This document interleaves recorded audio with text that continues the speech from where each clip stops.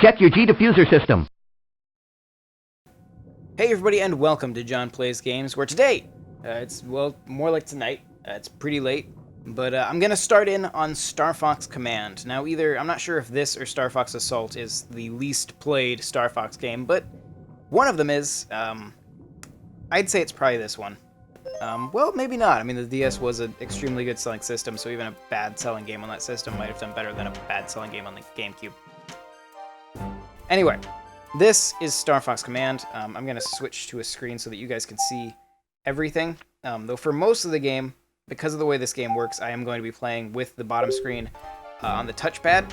Because this game is played completely with touch controls, when you're playing it on the Wii U, as I am right now, if you're trying to fly your ship, because you fly your ship using the stylus, and so if you're trying to fly that within this tiny little screen down in the corner here, it becomes a little bit more difficult. We might try it. I'll try it and see how it goes for this first mission. I might switch to having just the bottom screen take up the entire game, because it does make it a lot easier to play, but obviously it makes it harder for you guys to tell what's going on.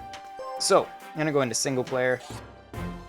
Okay, so now we're ready to start. I had to delete my old game to get to start a new one. Okay. Years ago, a scientist named Dr. Andros became obsessed with controlling the Lilat system. He launched wave after waves of attack fighters from the remote planet of Venom and ordered them to strike the planet of Corneria, the heart of the Lilat system. However, 4 brave pilots who made up a squadron known as Star Fox finally put an end to the Doctor's mad ambitions. Andros himself was defeated by the leader of Star Fox, a brilliant pilot named Fox McCloud. In the time that followed, Venom became known as a quarantine planet, due to the reputation and the frequent patrols carried out by the members of the Cornerian military. It has been years since anyone set foot on the planet's surface. But, after a period of quiet, Venom struck back with devastating attacks on the Lilat system. Any and all attempts at resistance were brushed aside, and soon all cities came under the grip of a new terrifying enemy. The occupiers were known as the Anglers, and operated under the control of the Angler Empire. Their headquarters were located in the toxic Venom Sea, a vast ocean so inhospitable that it was believed no living thing could survive there. The members of Star Fox, the heroic and famous squadron that had come to the Lilat system in her hour of need, had disbanded. Each pilot was living a new life, and it would prove a difficult task to bring the team together again. Fox McCloud, the team's leader, was wandering the galaxy with his friend Rob, a navigation robot that he inherited after his father's passing. Fox used his time to Boy, these goes kind of fast. The Cornerian military hero General Pepper fell ill and could no longer lead as he once did. He recommended that Peppy Hare, Star Fox team member and father figure to Fox, be promoted and given the command of all Cornerian forces. Brash pilot Falco Lombardi lived as a loner. He drifted from job to job, searching for the same thrill he had felt as a member of Star Fox, but his existence was mostly an empty one, something that annoyed him more than he cared to admit. The technical brains behind the team, and Fox's closest friend, was the good-natured Slippy Toad. Slippy met and fell in love with a girl named Amanda, and decided to leave the world of flying and start a new life with his beloved fiancée. Star Wolf, the true rivals of Star Fox, continued to be involved in the dirty dealings. Their work soon caught the attention of the Cornerian military, who put a massive bounty on their heads. And finally Crystal, the lone female of the group. She had fought beside Fox and fell in love with him, much against her better judgment, and professional concern, her love was returned. However, and the two I just lost that. But Fox was quite wary of the danger that haunted pilots in the elite Star Fox squadron, and he eventually forced Crystal to leave the team. Heartbroken and ashamed, she fled from Fox and vanished soon after. No one knows what became of her. Now that the past has come to haunt them all, unwilling or unable to face his former team, Fox has chosen to take on the entire Angler Armada by himself. Can he do it? Will the team put aside their differences and reunite? All Lilat waits for the answer. I do love the plot of this game. It's super melodramatic and perfect for Star Fox. This view is not, I guess I can read it down here, that's a little bit easier. The cities of Corneria are coming under attack. The Angler forces are responsible. Those guys don't know when to give up. Rob set a course for Corneria. Understood. How long will it take to reach our destination? I'm still processing that information, but it will be some time. I will now instruct you on how to... That was good. The Angular forces use a hive mind, one unit with a core controls many ships. You can find and disable cores. Other ships in the unit will be neutralized. Destroy enemies and find their cores, then fly over them to collect them. Doing so will increase your combat superiority over the enemy. Let me see if I've got this straight. I pick out a target, then I destroy it, and collect a core if it has one. And if I do all that, good things happen. Do I have the gist of it? Yes. Also, let me tell you about your R-Wing's rolling ability. When you roll, you create a localized magnetic field. This field can be used to attract cores and other vital pickups. That's great, Rob. Rolling helps me avoid enemy fire and lets me grab stuff. Now you're talking my language. Yes, rolling is a very important skill. You will use it many times during combat. Gotcha. This is your first taste of combat in quite a while. May I set up some training? I await your decision. I don't need training. Thank you, though, Rob, for your concern. As you wish. We've reached Corneria already. Affirmative. We will be entering the combat zone shortly. Looks like we're going to be busy.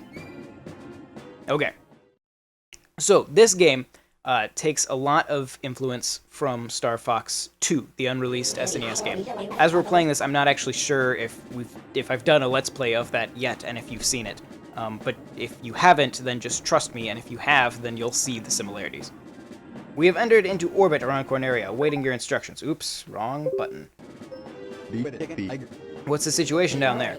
My sensors are picking up multiple enemy contacts. The Angular forces have total control of Corneria. Huh, any other good news to throw my way? You will see a time display when you engage in enemy combat. This is your remaining flight time. If it reaches zeros, you will run out of fuel. And then you will plummet to an unfortunate end. Do be careful. Ha! Well, if I get taken out, it's up to you, Rob. You are joking. Ha ha ha. That is a joke, correct? Ha ha. The humor. Okay. So into the game. Enemy sighted. Let's go. Okay. Enemy sighted dead ahead. There seem to be a few more than we thought. What do we do now? Perhaps this will help. You draw your flight path. You must do to complete a mission. So essentially, you guys will see. So, you just draw a path for Fox on the touchscreen. And you need to intercept all these ships. Yep, okay, hang on. Now I wanna... Yeah, there we go. And, okay, so that's gonna be our first move, so we should hopefully intercept this group of 4 up here. Not quite. We're just gonna go by and get all of them then. Keep an eye on your remaining turns. Watch for incursions by Angular forces too. Okay. Whoop. Whoop. We can probably just go whoop. There we go. That'll hopefully get all of them. Alright, so now is the part we're gonna see if I can actually play the game using this tiny little touchpad down here while looking at the TV. Okay, so here we go.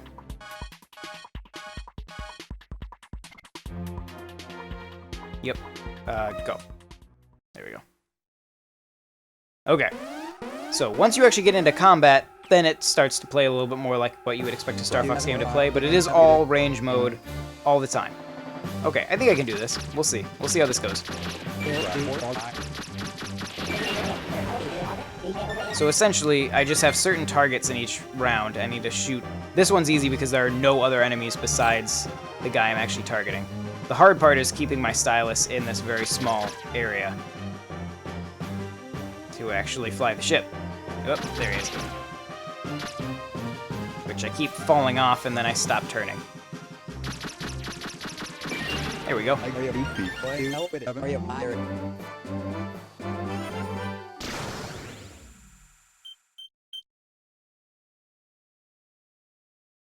All right.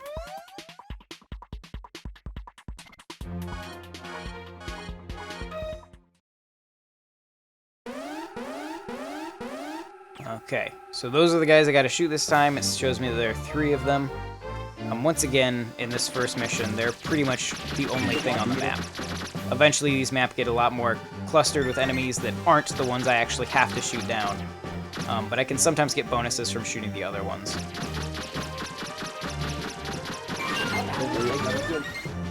Yep, there's one more. Where is he? There he is.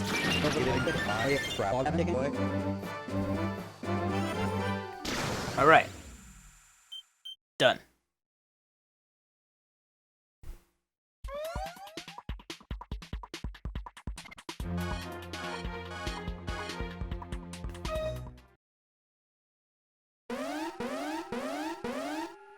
Wonder if there's a better setup for me to... There might be. I might fiddle around with the setups a little bit because I might even like do a different setup, but then kind of edit the way it appears to you guys in post. But hopefully we'll find a good setup that is both easy to play. Oops! I just dropped a bomb. This is why I need a larger touchpad area.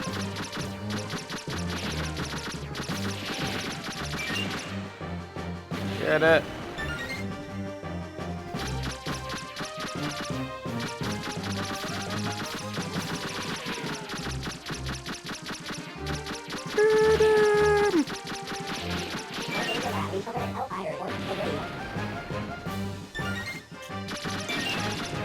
Alright.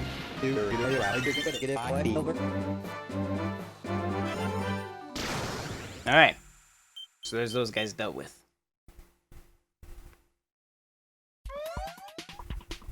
I did it. Enemy cores have been collected. This is just the beginning. Let's move on. Okay, real quick before we start another one, I want to just fiddle with something here. There we go. That'll work. I can do this. This is how I'll play. Okay, I got it. I got it. Now to you guys, I'll probably set this up so it looks a lot more pleasant. I'll show you real quick. This is how it actually looks to me. I just have them with this going this way and this going this way. I think this will work really well for this, and then I just have it set to left-handed mode, and my thumb is just going to push X to shoot. I hope this will work. This should work. So what does that mean? Their ships are impervious to corrosion. I need to turn off the screen smoothing because it's making that impossible to read. There we go. They can even survive in the caustic Venom Sea. I see. So their home base is located in the Venom Sea. Okay, time to make a plan. What's our next destination? I want to increase our firepower, but I'm worried about an enemy attack. We've got to do something and fast. Right now we're just sitting ducks. Well, the first time through, you only have one option. Once you go through the second time, then you have a bunch of branching paths you can go through, which means we probably need to play this game at least twice. But it's not a hugely long game, so that should be okay. Alright, so, still in Corneria. Let's meet up with Slippy. Contact with Slippy is now possible. This is Fox. Slippy, come in. Slippy, respond. Slippy here. It's been a long time, buddy. He's Canadian. Sure has. How are you? Great, thanks. I'm happy to see you're doing well, old friend. Do you think you can join me?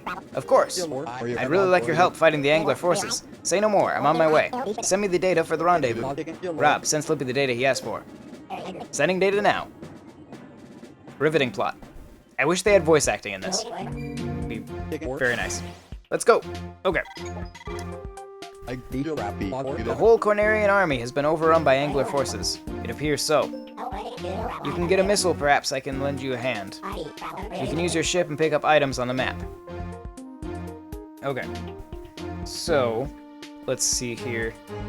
We don't have Slippy yet, but we can go ahead and grab these missiles for Great Fox. One fun thing to note about this game is that this is actually developed by Q Games, which is kind of formed out of some of the same guys who used to work with Argonaut Software, who developed the original Star Fox and the canceled Star Fox 2, so it kind of makes sense why this one has so many Star Fox 2 influences. How to launch missiles from Great Fox. Oh, did I learn that? Oops, I just skipped a turn. Oops, oops, oh, it's gone horribly wrong. Oh no, I accidentally pushed the wrong button, because I was talking and wasn't paying attention to what was actually happening. Okay, so let's just go ahead and try that again, shall we? Because that did not go well at all. That was awful. Retry. Okay. This time, I think we got it. We'll just pretend like that never happened. Okay.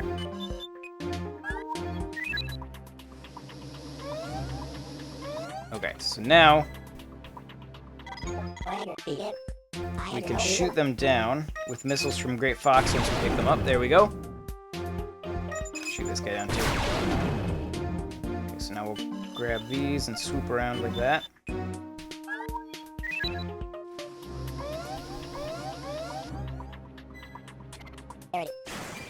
There's Slippy.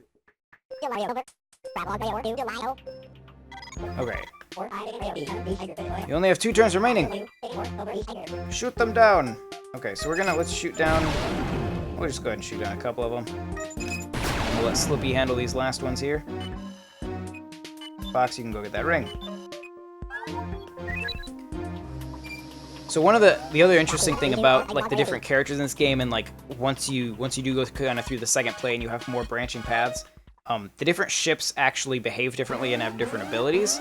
So it can be useful to get characters in your team whose ships you find particularly useful. All right. I didn't even look at who my target was because I was talking. This is... Okay, it's those guys, apparently.